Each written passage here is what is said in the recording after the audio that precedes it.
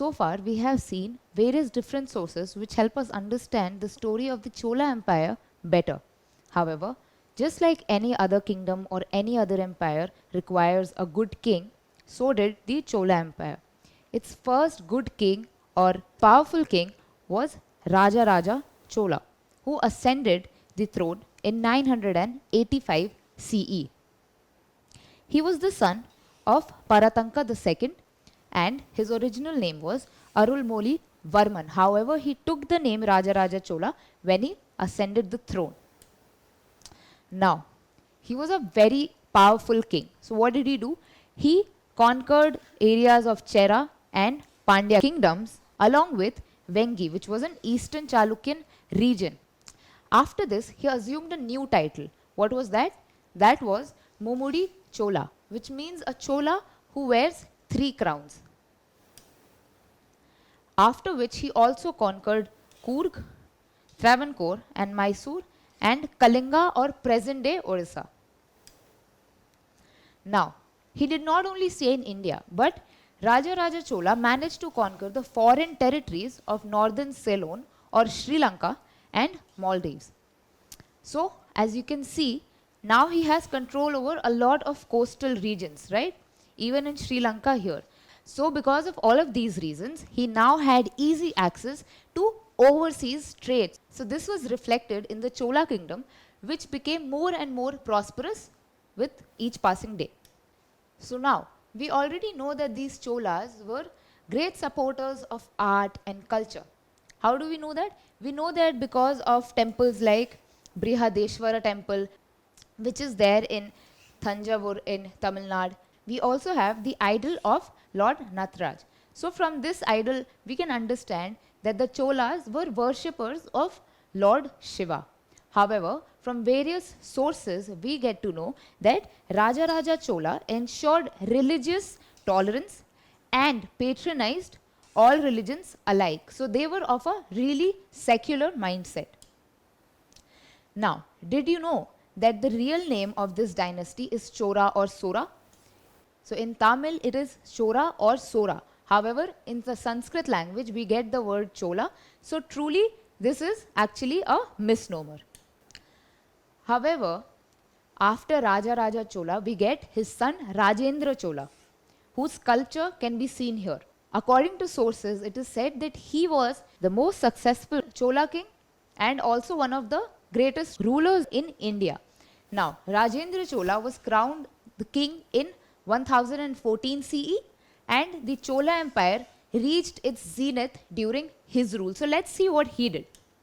Well, he crossed the Bay of Bengal and reached Pegu or Burma or modern day Myanmar and captured it along with Andaman and Nicobar Islands. Not only that, he was also able to defeat Mahipala I, who was the Pala king, and hence capture Bengal, which was here. So as you can see, the river Ganga here, right? So Rajendra Chola collected some water and took it back to his kingdom. So the fact that the Cholas were able to conquer a land with the Ganges was a very big deal for these people. So what happened? Then Rajendra Chola was hailed as Gangaikonda Chola or the Chola who conquered the Ganges. So now, happy with his new title, he established a new capital. Gangaikonda Cholapuram was established in 1025 CE and it became their capital and remained so for the next 250 years. Now, take a look at this picture here.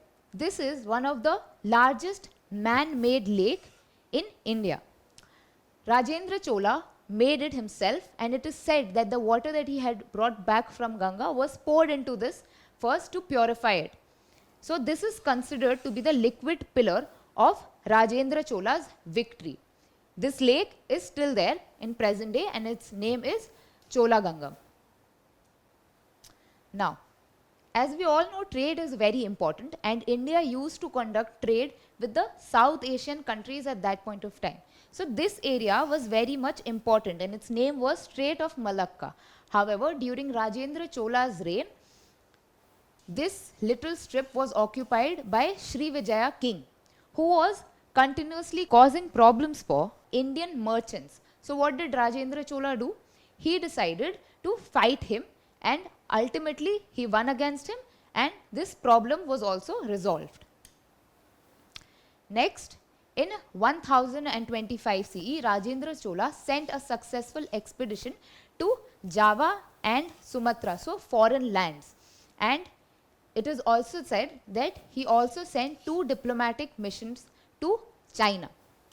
So from all of this, we can also understand that the Cholas also had a very strong foreign policy in place. After Rajendra Chola, we get his son, Rajadhiraja I, who was also a great ruler, but unfortunately we do not get any of his sculptures or any paintings of him either. However, from various sources, we get to know that he suppressed rebellions in the modern states of Kerala and Sri Lanka. And he also managed to resist an attack from the Western Chalukyas. Now, as we all know that all kingdoms ultimately come to an end. This also happened with the Chola Empire. Its last able ruler was Kulothunga I, who was there from 1070 CE till 1122 CE. He was not able to rule properly and finally had to let go of Ceylon or Sri Lanka.